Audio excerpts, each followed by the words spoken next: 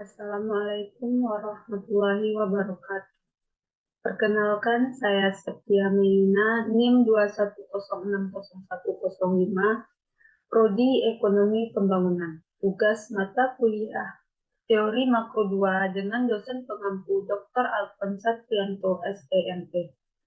Baiklah, pada kesempatan kali ini saya akan mempresentasikan materi tentang pertumbuhan ekonomi 1, akumulasi modal dan pertumbuhan populasi.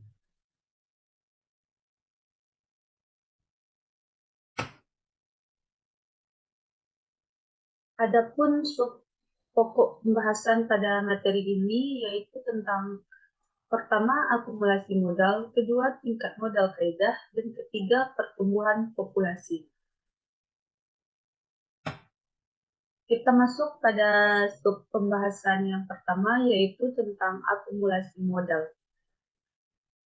Model pertumbuhan Solo dirancang untuk menunjukkan bagaimana pertumbuhan persediaan modal, pertumbuhan angkatan kerja, dan kemajuan teknologi berinteraksi dalam perekonomian, serta bagaimana pengaruhnya terhadap output barang dan jasa suatu negara secara keseluruhan. Kita akan mengembangkan model ini secara bertahap. Tahap pertama adalah mengkaji bagaimana penawaran dan permintaan terhadap barang menentukan akumulasi modal. Dalam tahap pertama ini, kita asumsikan bahwa angkatan kerja dan teknologi adalah tetap. Kemudian kita ubah asumsi-asumsi ini dengan memperkenalkan perubahan-perubahan dalam angkatan kerja dan dengan memperkenalkan perubahan-perubahan dalam teknologi. Kemudian penawaran dan permintaan terhadap barang. Penawaran barang dan fungsi produksi. Penawaran barang dalam model Solo didasarkan pada fungsi produksi yang sudah dikenal, yang menyatakan bahwa output bergantung pada persediaan modal dan angkatan kerja. Y sama dengan fungsi K,L. Model pertumbuhan Solo mengasumsikan bahwa fungsi produksi memiliki skala pengembalian konstan atau skala hasil konstan, atau constant return to scale. Asumsi ini sering dianggap realistis, dan seperti akan kita lihat berikut ini. Asumsi ini membantu untuk mempermudah analisis. Ingatlah bahwa fungsi produksi memiliki skala pengembalian konstan jika ZY sama dengan fungsi ZK, ZL, dengan Z bernilai positif. Jika kita mengalihkan modal dan tenaga kerja dengan Z, kita juga mengalihkan jumlah output dengan Z. Fungsi produksi dengan skala pengembalian konstan memungkinkan kita menganalisis seluruh variabel dalam perekonomian dibandingkan dengan jumlah angkatan kerja. Untuk melihat kebenarannya, gunakan Z sama dengan 1/L dalam persamaan di atas untuk mendapatkan Y/L sama dengan fungsi K/L, 1.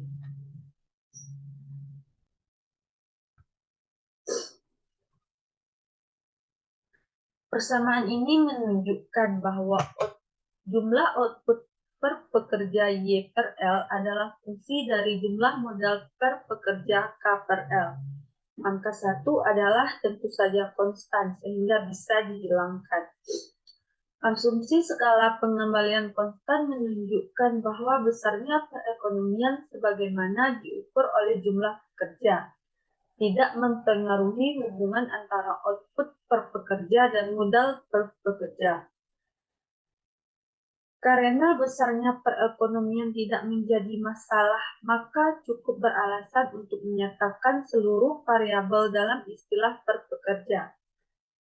Kita nyatakan hal ini dengan huruf kecil, sehingga Y sama dengan Y/L adalah output per pekerja dan K sama dengan K/L adalah modal per pekerja.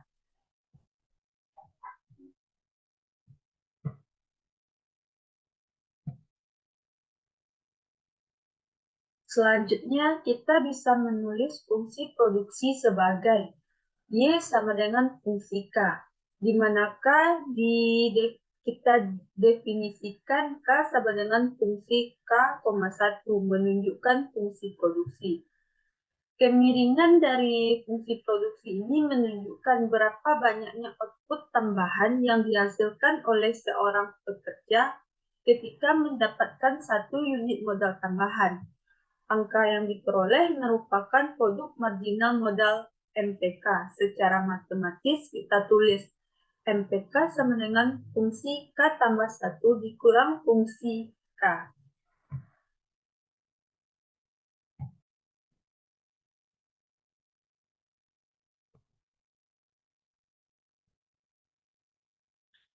Pada kurva di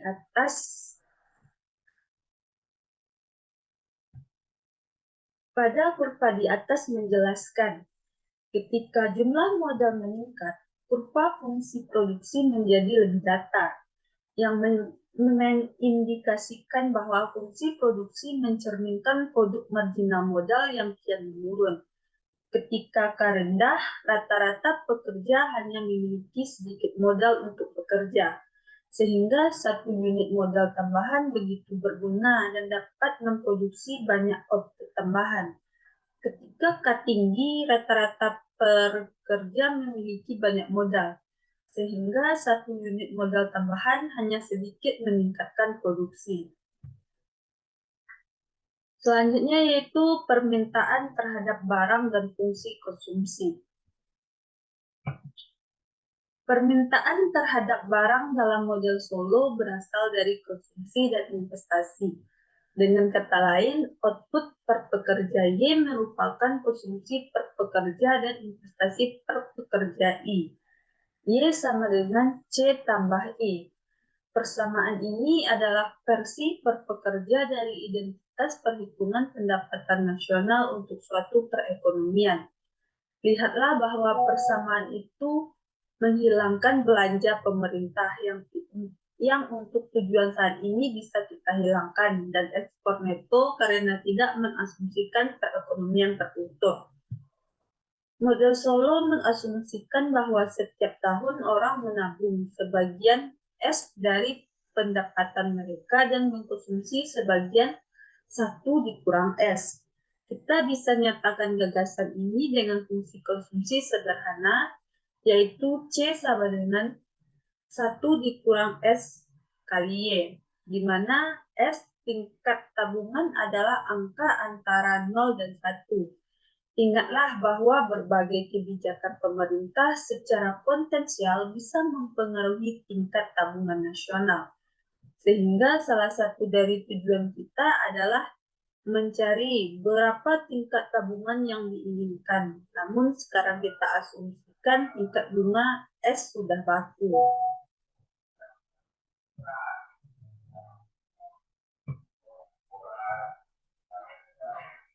Yang kedua, pertumbuhan persediaan modal dan kondisi mapan. Persediaan modal adalah determinan output perekonomian yang penting, karena persediaan modal bisa berubah sepanjang waktu, dan perubahan itu bisa mengarah ke pertumbuhan ekonomi. Biasanya terdapat 2 kekuatan yang mempengaruhi persediaan modal, yaitu investasi dan depresiasi. Investasi mengacu pada pengeluaran untuk perluasan usaha dan peralatan baru, dan hal itu menyebabkan persediaan modal bertambah. Sedangkan depresiasi atau depreciation mengacu pada penggunaan modal, dan hal itu menyebabkan persediaan modal berkurang. Sebagaimana dinyatakan sebelumnya, investasi per pekerja I sama dengan SY. Dengan mengganti fungsi produksi untuk Y, kita bisa menunjukkan investasi per pekerja sebagai fungsi dari persediaan modal per pekerja. I sama dengan S fungsi K. Persamaan ini mengaitkan persediaan modal yang telah ada, K dengan akumulasi modal baru I.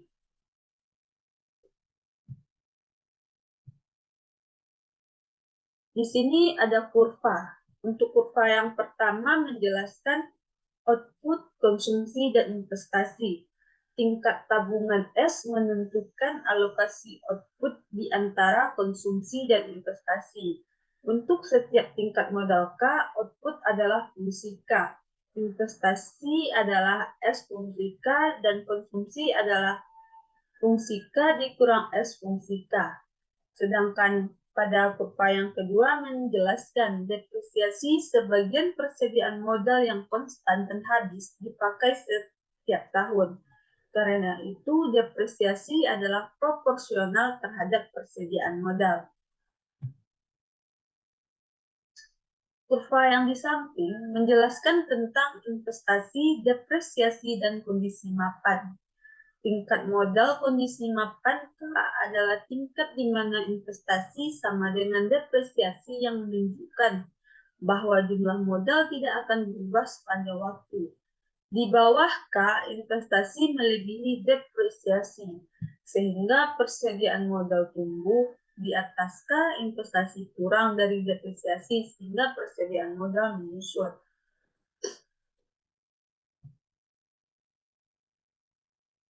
Kemudian selanjutnya yaitu bagaimana tabungan mempengaruhi pertumbuhan.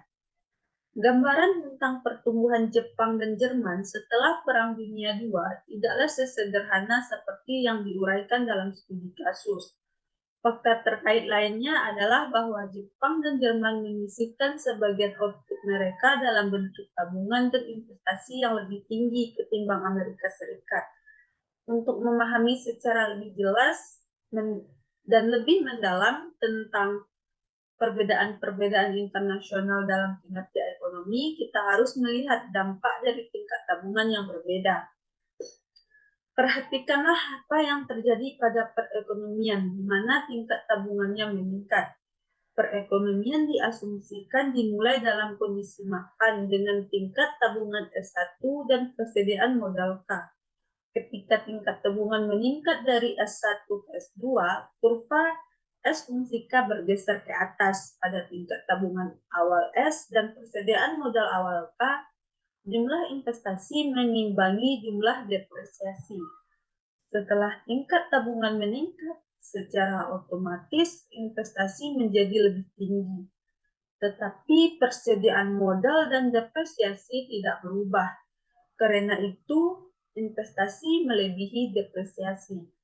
Persediaan modal akan berangsur-angsur naik sampai perekonomian mencapai kondisi mapan yang baru, K, yang memiliki persediaan modal dan tingkat output yang lebih tinggi ketimbang kondisi mapan sebelumnya.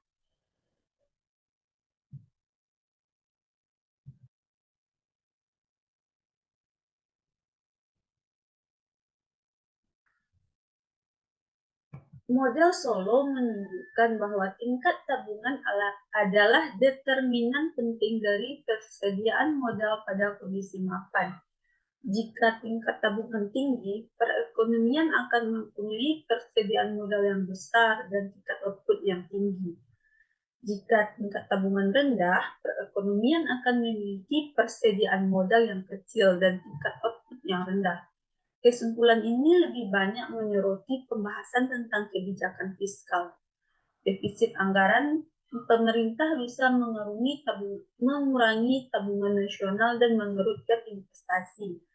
Defisit anggaran pemerintah bisa sekarang kita dapat melihat bahwa konsekuensi jangka panjang dari penurunan tingkat tabungan adalah persediaan modal dan pendapatan nasional yang lebih rendah. Inilah sebabnya banyak ekonom bersifat kritis terhadap defisit anggaran yang terjadi secara terus-menerus. Pada kurva di samping menjelaskan tentang kenaikan tingkat bunga. Kenaikan tingkat bunga S menunjukkan bahwa jumlah investasi untuk setiap persediaan modal tertentu lebih tinggi. Kenaikan itu membuat fungsi tabungan bergeser ke atas. Pada kondisi mapan awal K, investasi melebihi depresiasi. Persediaan modal meningkat sampai perekonomian mencapai kondisi mapan. Yang baru K dengan lebih banyak modal dan output.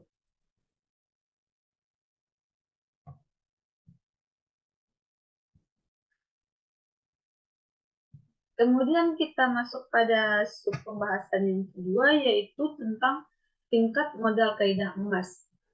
Yang pertama, membandingkan kondisi mapan. Ketika memilih kondisi mapan, tujuan pembuat kebijakan adalah memaksimalkan kesejahteraan individu yang membentuk masyarakat. Individu itu sendiri tidak peduli pada jumlah modal dalam perekonomian atau bahkan jumlah output. Mereka hanya peduli pada jumlah barang dan jasa yang dapat mereka konsumsi. Jadi seorang pembuat kebijakan yang jeli akan memilih kondisi mapan dengan tingkat konsumsi tertinggi. Nilai kondisi mapan K yang memaksimalkan konsumsi disebut tingkat modal kaidah emas atau Golden Rule Level of Capital dan dinyatakan dengan K emas. Untuk mencari konsumsi per pekerja pada kondisi mapan, kita mulai dengan identitas perhitungan pendapatan nasional, yaitu Y sama dengan C tambah I, dan mengubahnya menjadi C sama dengan Y dikurang I.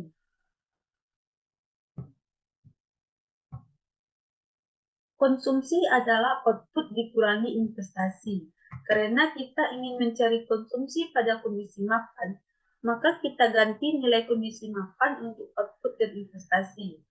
Output per pekerja pada kondisi mapan adalah fungsi K, di mana K adalah persediaan modal per pekerja pada kondisi mapan. Selanjutnya, karena persediaan modal tidak berubah dalam kondisi mapan, maka investasi sama dengan penyusutan DK dengan mengganti K untuk Y dan DK untuk I. Kita bisa menulis konsumsi per pekerja pada kondisi mapan sebagai berikut. C sama dengan fungsi K dikurang DK. Menurut persamaan ini, konsumsi kondisi mapan adalah sisa dari output kondisi mapan setelah dikurangi depresiasi pada kondisi mapan. Persamaan ini menunjukkan bahwa kenaikan modal pada kondisi mapan memiliki dua dampak yang berlawanan terhadap konsumsi pada kondisi mapan.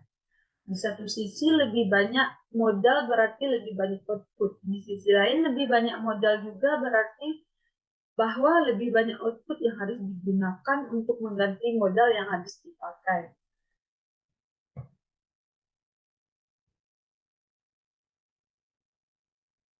Selanjutnya, transisi Golden Rule Steady State.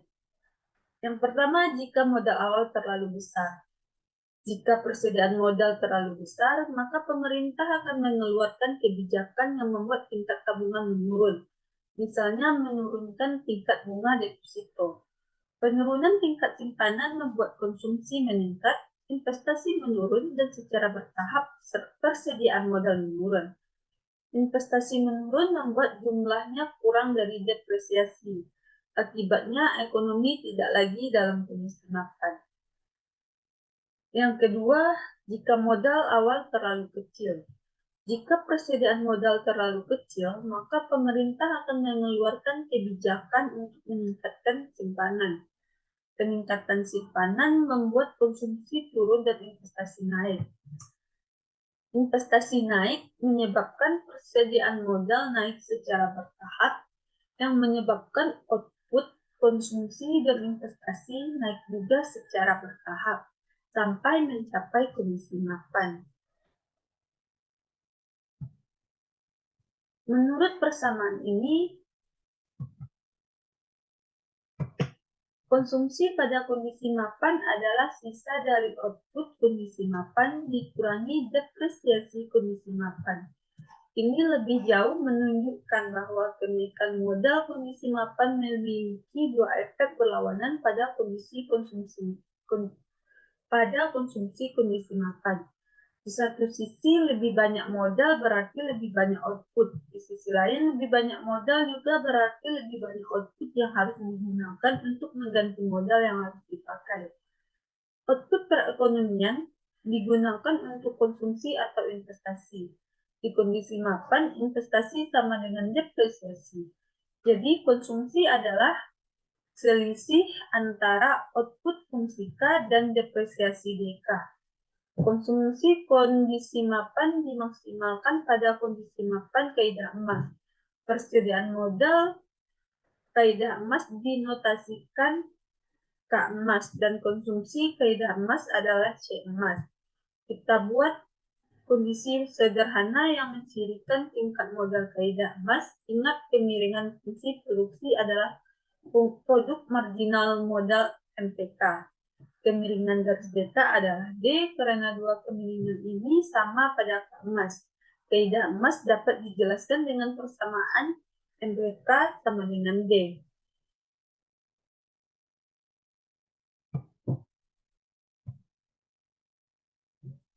Kemudian sub pembahasan yang ketiga yaitu tentang pertumbuhan populasi. Model Solow dasar menunjukkan bahwa akumulasi modal dengan sendirinya tidak bisa menjelaskan pertumbuhan ekonomi yang berkelanjutan. Tingkat tabungan yang tinggi menyebabkan pertumbuhan yang tinggi secara temporer, tetapi perekonomian pada akhirnya mendekati kondisi mapan di mana modal dan output konstan. Untuk menjelaskan pertumbuhan ekonomi berkelanjutan yang kita amati di sebagian besar belahan dunia, model Solow harus diperluas agar mencakup dua sumber lain dari pertumbuhan ekonomi, pertumbuhan populasi, dan kemajuan teknologi.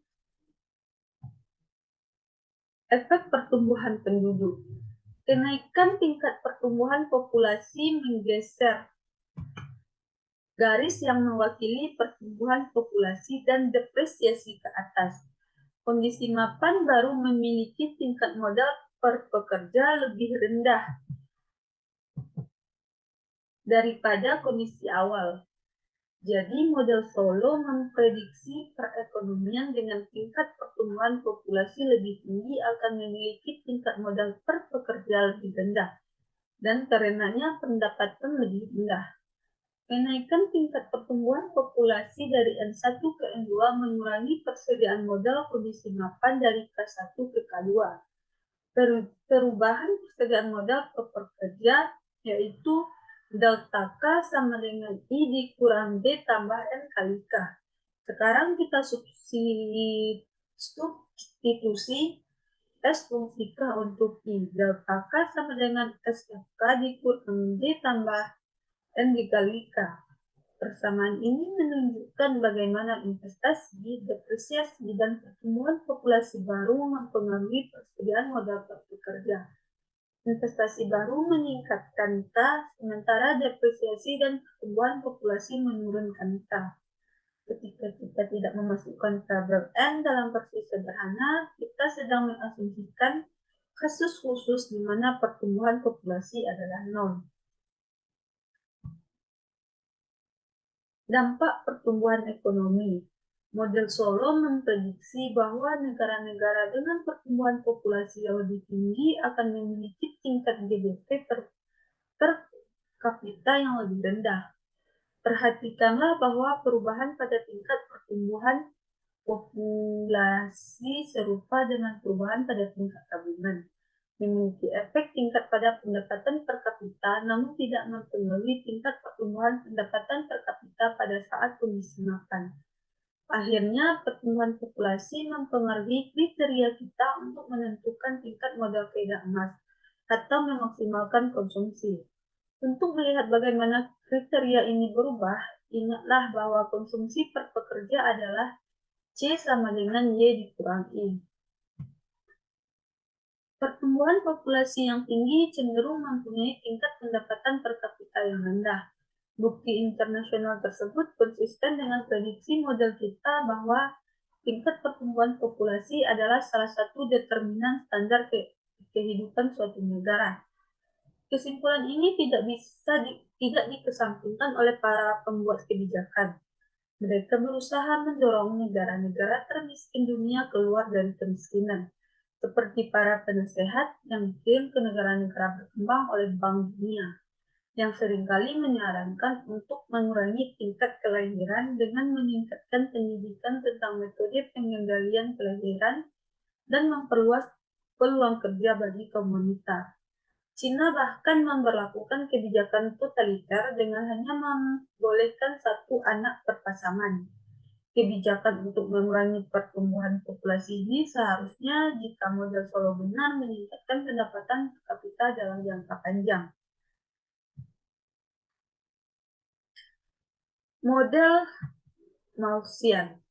Pada bukunya yang berjudul An Essay on the Principle of Population as it Affects the Future and Improvement of Society, ekonom terdahulu Thomas Robert Malthus tahun 1766 sampai 1834 memperlihatkan apa yang mungkin dapat disebut ramalan paling mengerikan sepanjang sejarah. Malthus memperkirakan bahwa semakin meningkatnya populasi akan secara terus-menerus membebani kemampuan masyarakat untuk memenuhi kebutuhannya sendiri. Menurut prediksinya, umat manusia selamanya akan hidup dalam kemiskinan.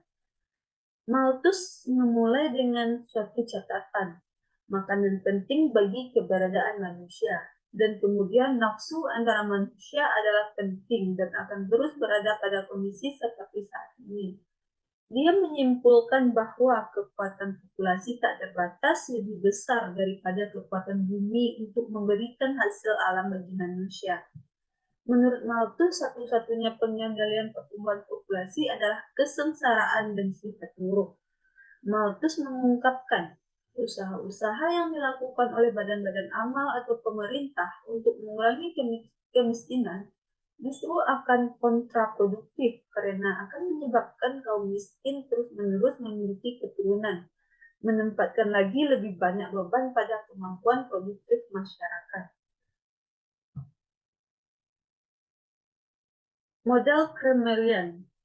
Di saat Malthus melihat pertumbuhan populasi sebagai ancaman bagi peningkatan standar hidup, ekonom Michael Kramer memberikan pendapat bahwa pertumbuhan populasi adalah kunci dalam memajukan kesejahteraan ekonomi. Menurut Kramer, dengan semakin banyaknya penduduk, maka akan semakin banyak pula ilmuwan, penemu, dan ahli mesin yang memberikan kontribusi pada inovasi dan kemajuan teknologi. Sebagai bukti dari hipotesis ini, Kramer memulai dengan data bahwa sepanjang sejarah umat manusia, tingkat pertumbuhan dunia meningkat seiring dengan populasi dunia. Sebagai contoh, pertumbuhan dunia lebih cepat ketika populasi dunia 1 miliar yang terjadi sekitar tahun 1800-an dibandingkan ketika populasi umat manusia hanya 100 juta yang terjadi sekitar tahun 500 sebelum Masehi.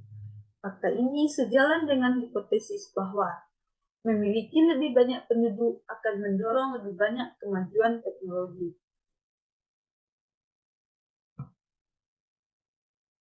Demikianlah yang dapat saya presentasikan. Kalau ada salah, saya mohon maaf.